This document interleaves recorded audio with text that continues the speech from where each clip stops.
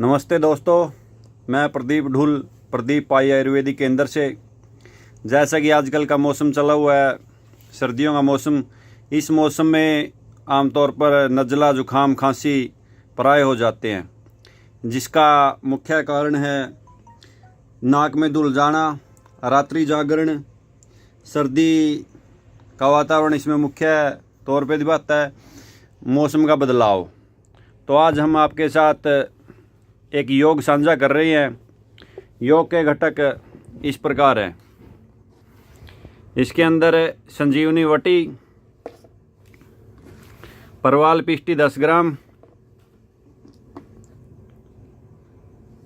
लक्ष्मी विलास रस, श्वास कुठार रस,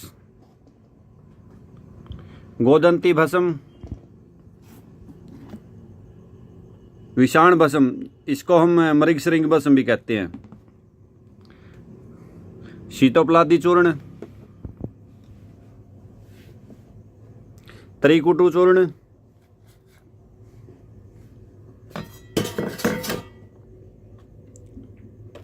और इसके अंदर एक मुख्य घटक डाल रहे हैं अबरक भस्म सहस्त्रपुटी।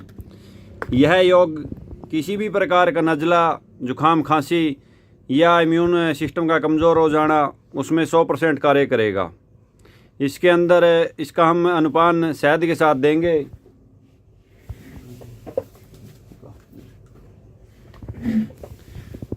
जो मधुरिका है, इसके मुख्य शहद के मुख्य कंटेंट्स हैं अश्वगंधा, अर्जुना, सोमलता, जो प्राय खांसी के रोगों में काम आता है।